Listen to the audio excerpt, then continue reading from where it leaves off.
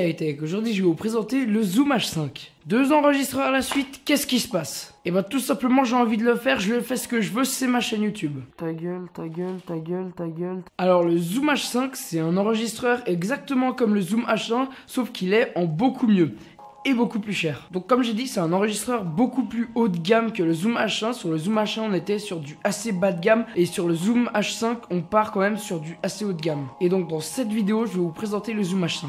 Alors le gros avantage du Zoom H5 par rapport au Zoom H1, c'est déjà qu'on a des ports XLR dessus, donc pour brancher des trucs en XLR, et aussi que les micros sont interchangeables. Ça veut dire que le micro sera pas directement vraiment intégré au Zoom H5, mais ce sera comme une espèce de capsule qu'on pourra changer par la suite.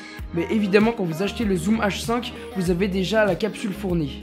Sur cet enregistreur, pas de pack d'accessoires à acheter.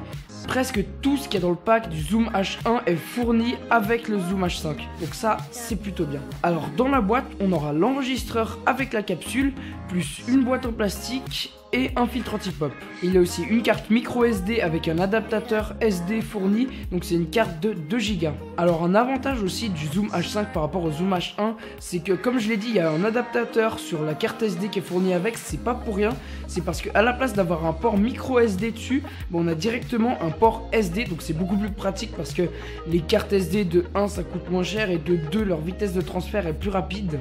Alors sur ce micro, c'est des molettes pour régler le gain, donc c'est très pratique parce qu'on n'aura pas besoin d'appuyer 30 000 fois sur des boutons.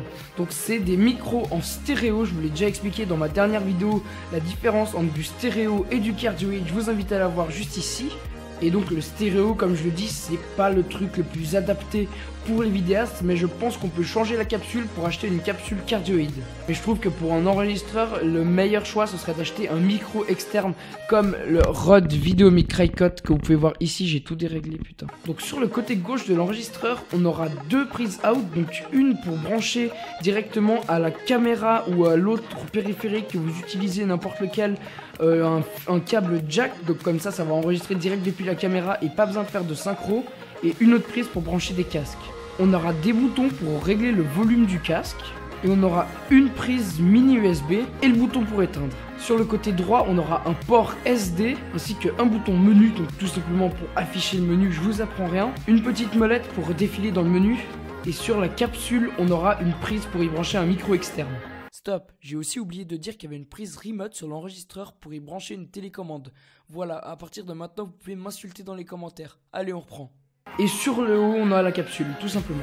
Et sur l'avant, c'est un gros bordel, on a plein de petits boutons, je vais mettre des textes pour indiquer qu'est-ce que c'est chaque bouton. Donc maintenant, je vais faire les tests de ce Zoom H1. Donc voilà, à partir de maintenant, je viens enregistrer avec le Zoom H5. Donc comme vous pouvez voir, la qualité est très bonne quand on est de près, effectivement. Si je l'éloigne un peu, on m'entend presque plus normalement. Sur ces micros, même avec le filtre anti-pop, on a toujours un peu de pop. On ne sait pas pourquoi. C'est peut-être ce genre de filtre anti-pop là qui se mettent direct sur le micro, qui font quand même un peu de pop, qui marchent moins bien que des autres filtres anti-pop. Mais si on sort un autre filtre anti-pop comme celui-ci, bah évidemment là on n'a plus du tout de pop si je fais pop.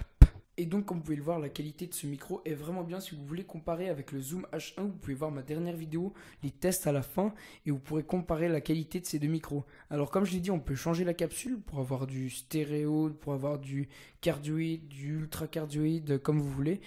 Salut!